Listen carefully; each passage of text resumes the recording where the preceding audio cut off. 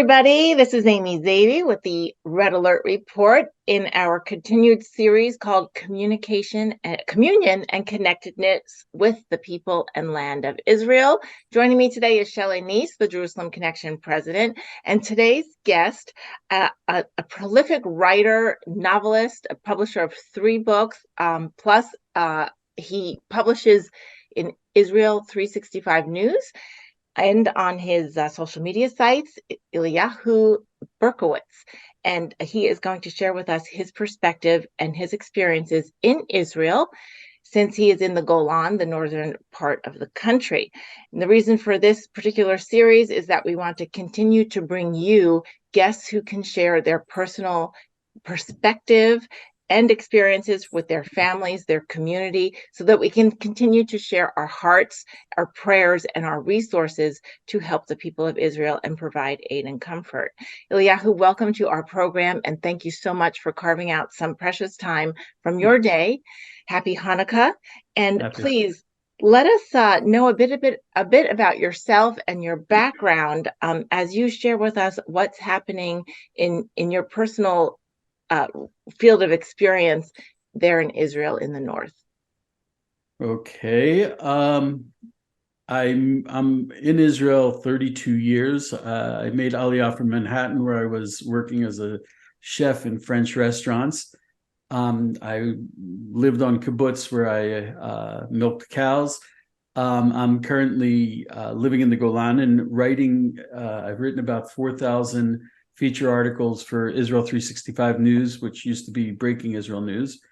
And to be honest, I feel like I'm living in the safest place in the entire world. I know there's a war going on, but we're probably in the quietest place in Israel. We're very close to the Syrian border. Very early on, the second or third day of the war, there was a false alarm. The government had us.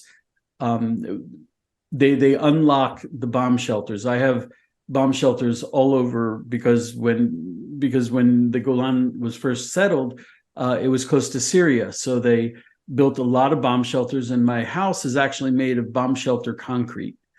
Makes hanging pictures a real interesting venture. But there are bomb shelters all over. They had us put supplies in the bomb shelter: clothes, food, water, medical supplies, anything we thought we would need. And they had a suggested list for 3 days. Very early on, the second or third day, there was a false alarm. We didn't know it was a false alarm. We were in the bomb shelter for about 3-4 hours. And then we came out. And also, as soon as the war started, it was on Simchat Torah, and I'm an Orthodox Jew, so I turn off my phone on Shabbos and on the holidays. But when we saw all the young religious men getting into their cars and driving away and leaving the prayers and leaving their family meals, we realized that there was something going on. So I went down to the park and I started seeing people from other parts of Israel who came to our town because it was very safe. And I was looking over their shoulders, which is probably technically not allowed, but and I was seeing what was happening on October 7th. And it was pretty horrifying. And so right afterwards, we started getting ready.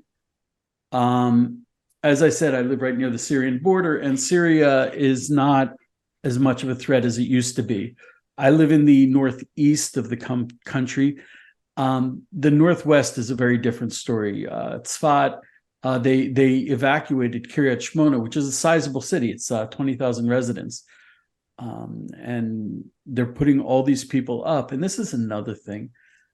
I wrote an op-ed about it, that no Arab country took in any Palestinians. Everyone cares about the Palestinians, but no one really cares about the Palestinians if it doesn't mean that they don't get a chance to kill Jews.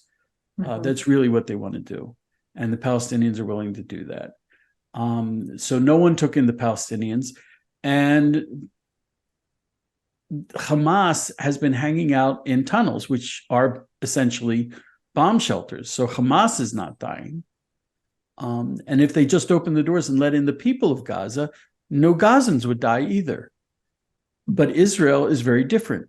We take care of our refugees because they're not refugees, they're our brothers. The government is putting them up in hotels. People are putting them up in their homes.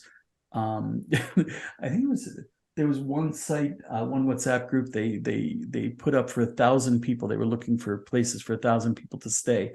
They found places for everyone within 1 hour. Wow. These are and that's Kiryat Shmona, you said, right? That's Kiryat Shmona. So how far is that from you? Because Israel's small. So when you say northeast and northwest, it's about a 40-minute drive. Yeah. Okay, so that's a regular commute in our, exactly. Our just to put that in perspective for listeners, like the place that was evacuated. You're saying you live in the safest place in America, but the place that was evacuated is only 40-minute drive from you. Right. Okay. I don't exactly see it like that anymore. Right. For any DC listeners, that is a short commute. And I mean, that's the North. And that's another thing that isn't being reported is there have been 10,000 rockets fired at Israeli cities. That's also Hezbollah. And also October 7th, we started hearing the planes overhead up here. They weren't heading to Gaza. The planes were heading to Lebanon and Syria. They've been bombing the heck out of them. Any Hezbollah or Syrian who, when they're aligned with Hezbollah, who picks his head up out of the dirt, they're going to get bombed.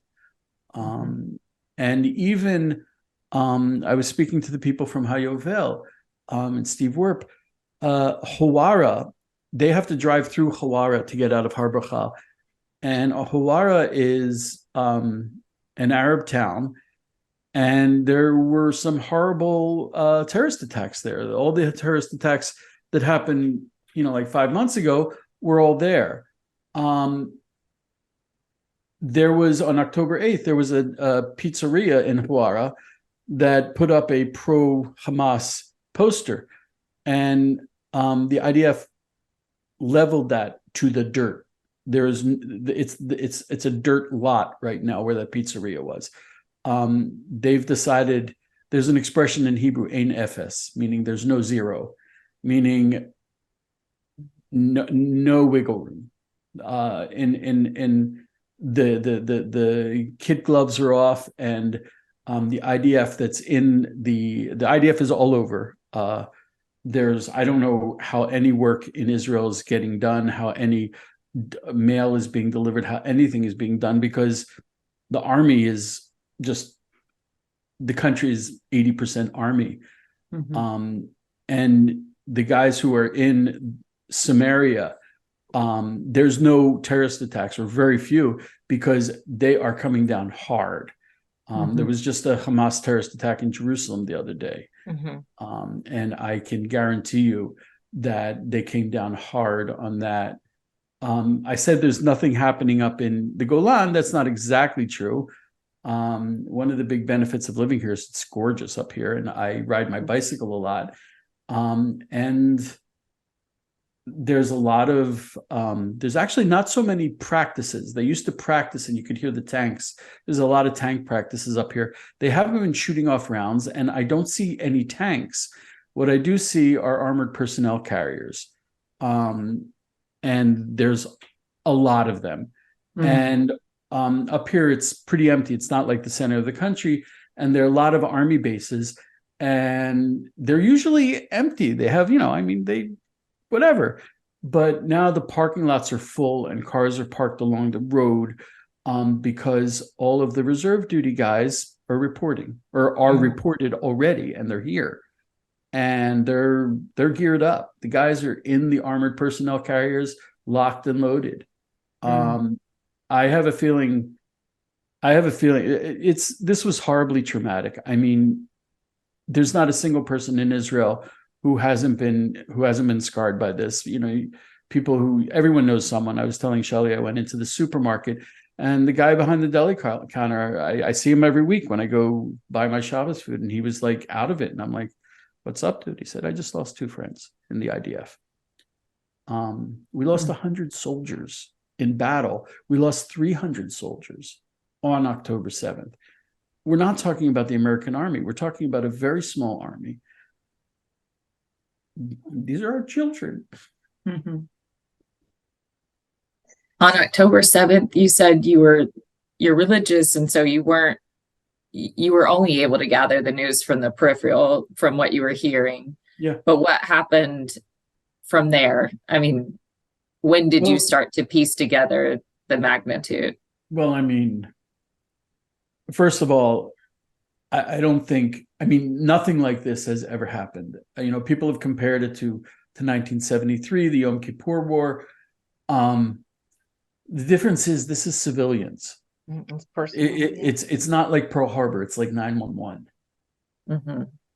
We're children, babies, grandparents. It's not only the number of people, and which we still don't know. Hamas is, they're telling, the Western media, 500 people killed. How do they know? I don't know, Shelley, did you ever meet my friend Josh Wander? He's an interesting dude. He lives on Mount of Olives. He's one of these do everything guys, and he's in the army, but he also volunteers for an organization called Zaka. Zaka takes care of the dead bodies after terrorist attacks, because in Jewish law, the dead body is the source of the dead bodies are treated with unbelievable respect. There's a whole process.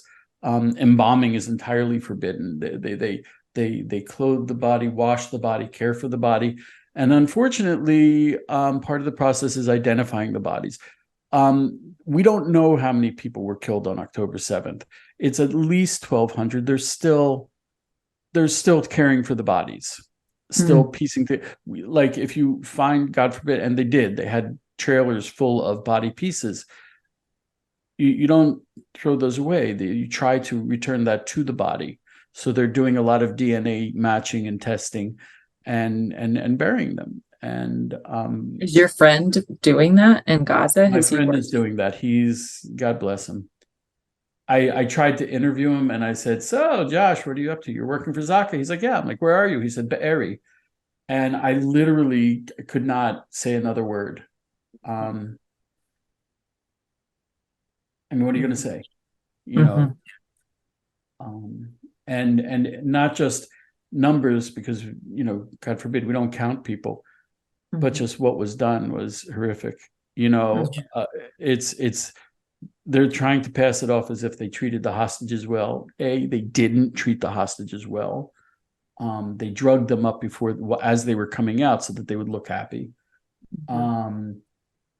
And a lot of them, they said to them, "Look, we have your father, we have your husband, and if you don't smile and wave at the camera, they're not coming out."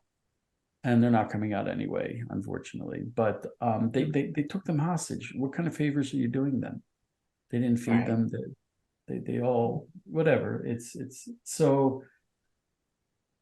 I would say, even though I work in the media, I've kind of been more low key. Amy, you've been reading my Facebook and some of my op-eds.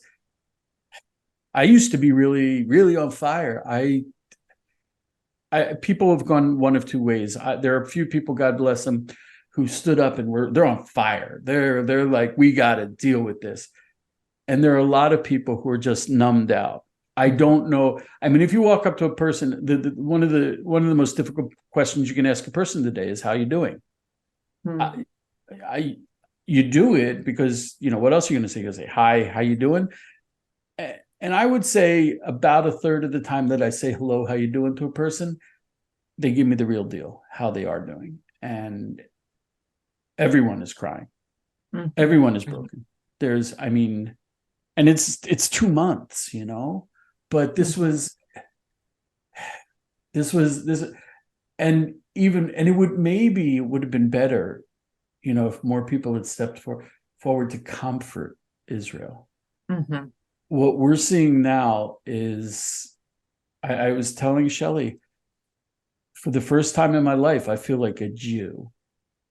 I can understand, how someone can say, oh, Jews murder children and use their blood for matzahs. And everyone would say, of course they do. I can, everything I've ever read about anti-Semitism, the Holocaust, the Inquisition, everything is just that far away. It's right there. We can see it. Jewish students in America, it's like they bought the liberal dream. They're like, hey, yeah, we're with you, we're liberal. And now they're finding out that what they really want is these people put on a keffiyeh, but they're Cossack peasants who are coming to burn the Jew. That's what we're looking at. It's my rabbi, he said to me, look, he said, for 2,000 years, even longer, since Avraham, no one has ever needed an excuse to attack a Jew. Ever. He said, the Holocaust gave us a break because all of humanity looked into the abyss and they looked into their own self-created hell and realized that that's what they were capable of. And they stepped back. And we had a break for half a century. It's not that long. And now it's business as usual. Right. Now it's business as usual. If it was about Israel, then American Jews would have nothing to worry about. It's not about Israel. It's not about land. It's not about Samaria and Shimon. It's not about a Palestinian state. No one cares because no one cares. They only care that the Palestinians, and this is why it gave a big boost to the Palestinians, because they finally murdered a lot of Jews. They finally did what they were supposed to do. What everyone's been paying them to do for years. They finally did it. Well, not just that they finally did it. This is the first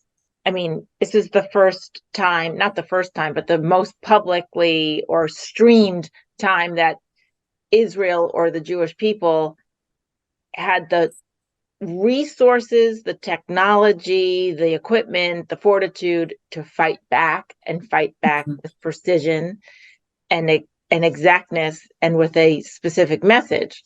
And that infuriated the world, right? That infuriated the world, that the Jews could fight back. Everybody feels sorry. Dara Horn wrote that enlightening book called People Love Dead Jews. And that seems to embody that idea is the world seems to look back at things like the Holocaust and the pogroms throughout Europe every 60 to 80 years or even more frequently, but that seems to be the cycle. And then you feel bad about it in that hindsight, in that historical lens, because you feel bad for dead Jews. But then nobody steps up for the living, right? The today. The strong Jews.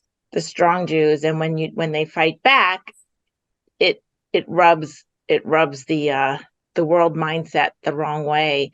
Eliyahu, your community, you personally, your family members, your community members, you're dealing with trauma, you're dealing with shock, anger, and that resolve to stomp out evil, all these conflicting or intersecting emotions that I'm assuming many people have to compartmentalize. So what do you feel like the daily life is like? And is anybody looking too far in the future? Or is it just about doing your best to comfort each other? I know you feel abandoned by the world. I want you to know, Shelley wants you to know that there are millions of people that are not abandoning you and your people and Israel. We can do more if we can. Tell us what to do. To be honest, that's something I don't understand. That's unprecedented. It doesn't make sense. Jews have always been alone. In World War II, there were anomalies. There were a few righteous among the Gentiles. Righteous among the nations, a few. But it was an anomaly. Not enough, right? Not enough, clearly. And I'm stunned by and I think what happened was after October 7th, the American Jews were stunned. And I didn't see a reaction from the American Jews. A lot of them were shocked, especially liberal Jews who suddenly realized, hey, And I think it was actually the Christian support for Israel that allowed them to stand up and to speak up, because it didn't happen for several weeks, and that's the only. I mean, no. Another beautiful thing that I can see that came out of that is that, I don't know how many people remember, but October 6th, Israel was horribly divided. I mean, really dangerously divided.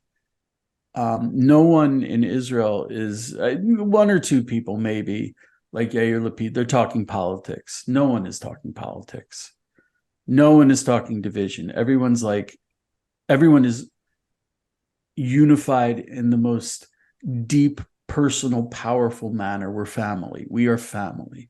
We are the children of Jacob. And we are going down to Egypt together. We are totally unified. That's a very powerful thing that came out of this. So yeah. Do you have any, I mean, I'm curious, as someone who is a man of faith, I remember in college I took like a theology and the Holocaust class. In light of it being Hanukkah, how are you dealing with this just theologically? Like how do you process it? Well, when I write my articles, there are times that I translate and there are times that I don't translate. I tend to use the word Hashem instead of God. I don't know why. Maybe because it's very personal and it's sweet. It's something personal. But the word mitzvah is usually mistranslated as a good deed. And it's not. It literally means commandment. And even when it's translated as commandment, I think it's misunderstood. Mitzvah means it's not a biblical commandment that's optional. The Gemara, the Talmud talks about us being, every Jew alive, their soul was at Mount Sinai and accepted the commandments. They're incumbent upon us. It's not optional. I'm commanded to be happy today. When I go out into the town, when I was out walking around today and going shopping and running errands, we have there are a gazillion different kinds of beautiful donuts, which is what we eat on Hanukkah. It's very hard for people. You talk to people, and just below the surface, they're ready to cry. We're commanded to be happy today. And it got me to thinking that the first Hanukkah, we dedicated the temple, and we think it's happy. We light lights, we light candles. I mean, they did that right after a war. While the blood was still fresh, they dedicated the temple. And that's what we're doing. I remember just before one of the incursions into Gaza, the Arabs in the village near where I was living in Gush Etzion were celebrating. And I'm like, I don't get that. Israel does not have parades when we come back from war. We're very happy we survived because we know what the alternative is. But the first Hanukkah, they celebrated because they were dedicating the temple. And you can't serve God in sadness. We're at war. We're celebrating Hanukkah. Hanukkah was a military victory. It's one of the miracles. And we have to celebrate. We have to be in joy. That's really difficult. Mm-hmm. I can only do it because it's a commandment. I certainly don't want to be happy right now. So, Eliyahu, I'm going to encourage our readers, and I'll post. I'll be sharing when we publish this articles, links to your articles and your social media pages. So, I think it's important for our network to understand that to really connect with your heart, they can do that through your writing, through your publication, because you cover all of these different facets, and it amazes me to see in social media that while this is all going on, while this war and the 10,000 rockets, etc., there are still weddings and bris and I'd Shabbat. say I'm amazed. They have weddings. I see these young people in uniform because they can't get time out of the army. So the whole unit will show up with an armored personnel carrier and put the bride into the army. I remember I saw one of them, and I noticed that the bride was a higher rank than the groom. But he had to salute under the yes. Not only and there was another one where there was a brit, a circumcision, and the father named the child from an armored personnel carrier in Gaza. They had to arrange that specially because when they go to war, they don't take their cell phones with them. But they arranged it specially so that he could name his son from Gaza. So yeah, there's it is a bittersweetness. But I noticed that a lot of young people, it's almost like, oh, I was thinking about. No, I got to marry you. We have to believe in life. We have to believe in life. We have to believe in life and love and what's going to come after this. So yeah, absolutely. Well, Christians are in the Advent season right now, so we're lighting candles in our home every night as well. And I don't have the same commandment to be happy, so I'm lighting candles also in memory, in memory of all of our Jewish brothers and sisters who died on October 7th and continue to be martyrs now. I don't know. Shelley, I'm wondering, you were in Israel quite a bit. Do you have any friends who have been touched by this?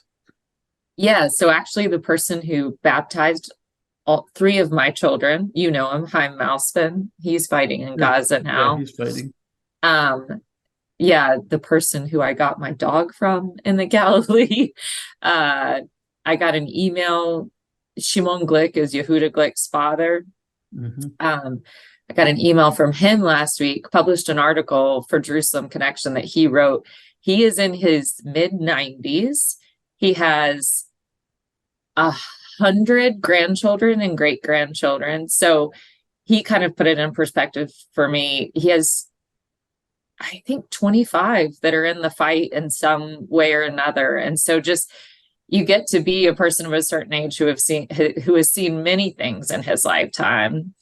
And your investment in the Jewish people only grows bigger and wider and stronger. So I've been thinking about him a lot too, but yeah, I think it's mostly people in the war, in the fight, and not as much. But Ben Gurion University, which is, my husband and I are both alumni of Ben Gurion University, and they came out right after October 7th saying that they were going to attend every funeral. They were going to mourn with students who were lost, and they actually got overwhelmed within a week, and then just asked every student or every faculty to participate, because as leaders, they could hardly be there physically for all of them. I have a few friends who during the Intifadas tried to do that. And I remember getting a ride with a woman friend of mine, and she was saying, my 17-year-old teenage daughter has been to more funerals than I have. It doesn't, everyone's been touched by this. Everyone. It's not easy. But when Amy and I marched in DC, it was kind of amazing because, there's 300,000 people marching, but we ran into people we knew at every corner. So even though that number feels so big, sure, the fact that we were seeing everyone we know everywhere, it also reminded me that this world is also very, very small in terms of who turns out and shows out in whatever way we can for Israel. So anyways, that's all been, it's a very small family, it is. When we talk about Jews, we're talking about a family, Abraham, Isaac, Jacob, 12 sons, 70 people went down, we're a family. And these days I'm seeing, I write, my job is to connect with Christians, and I keep seeing the same people over and over again, thank God. And they're wonderful people. And they're my dearest friends. And that's the age we're getting into. When we talk about the Messianic era, we're not talking about strangers coming together. We're talking about family coming together. And that's what we're getting into. And you're someone that kind of became alert to Christian support for Israel long before October 7th. But we mentioned, we also did an interview with Jonathan Fettelstein at Genesis 123. And we told Jonathan, and we want to tell you now, just please tell your Jewish friends about us. Please tell them that. You know me, I'm trying to open the door from our side. Yeah. And it's not hard. I mean, the stone that the builder despised, is that how you translate it? Yes. It's the oddball stone. You look at it, you're like, what am I going to do with that crazy rock? But that's the only rock that'll fit there and connect both sides. That's me. Okay. I'm the weird rock. And I'm trying to get, there's and if you're both dancing to different music, but you want to dance together, you're going to step on each other's toes once in a while. But there is this glorious coming together that is unprecedented, doesn't make any sense in history. And it's all motivated by, we've got some details that we can ignore for now.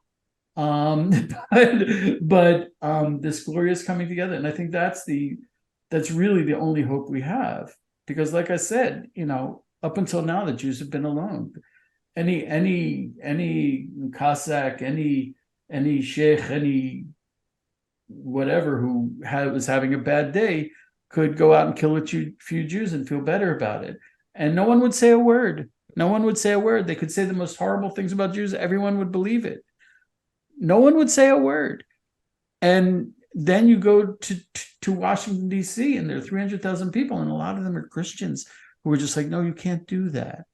Those are Jews. Those are God's chosen people. I don't feel so chosen. I feel like a schlepper who's trying my best. But if I'm the one who's supposed to open the door, that's my job, and I'm happy to do it. And for the first time, there are people who want that door open. And so I think that's where we're headed. Well, that's encouraging to us, because at least Shelley and I feel that the Jewish people globally and the people in Israel are actually our brothers and sisters. So we ache for them like our own family members, and it keeps us up at night, and it keeps us praying the Psalms. And we just, obviously we don't want to appropriate the pain, but we want you to understand that we are as sympathetic as you can possibly be without experiencing it firsthand, because we just feel so close to us. And so you're sharing with us that Jews in Israel, and the Israeli people are more open than ever to that hand of the Zionist, the Christian Zionist, supporting you. That's encouraging to us, and we just want to keep. There are people who are. There are people who are open to it. There are people who are not. I just don't think God came down to Mount Sinai to give us a handbook on xenophobia. I think the Torah was given, and we're supposed to be a light unto the nations. There's just too much in the Torah that tells us, you're supposed to. And I think the source of anti-Semitism is that we weren't doing what we were supposed to do, and people didn't like that. And we couldn't do it because we weren't in Israel. Now that we're in Israel, we can be a light unto the nations. Mm-hmm. It's kind of perplexing to a lot of Jews. They're like, what do they want? Do they want to convert us? And I'm like, maybe some of them, but there's some of them who just love Israel, and they love God, they love the Bible, and we're the linchpin to get them there. Mm-hmm. Mm-hmm. So, and that's very humbling, very, very confusing, very unprecedented. I mean, it struck me like King Solomon, he made peace with everyone without lifting a finger. People wanted it. They wanted peace. They wanted that connection to Jerusalem. and God willing, we'll be there again. Mhm. Beautiful. Well, thank you so much, Eliyahu, again for your Very time much. today. And we are going to share all your links so that folks can continue to read more from your heart and your reporting, and follow you on social media and actually share your work with others, because our goal is to continue to educate the Christian base. So many Christians love Israel, but they don't have the knowledge base or the facts or the personal connectedness in order to take that love to their dinner table, their office water coolers, their church lobby, and continue to share it and give people the knowledge of why we do what we do, especially in this post-October 7th time period. And many And from what you said, we're allowed to say Happy Hanukkah, like even though it doesn't feel appropriate to the mood. We're required to say required Happy to say. Hanukkah. Okay, that's actually good to know. Even if we say it with tears in our eyes, we are required to say Happy Hanukkah. Okay, Happy Hanukkah. Happy Hanukkah. Happy Hanukkah. Am Israel High. Thank God. Thank God.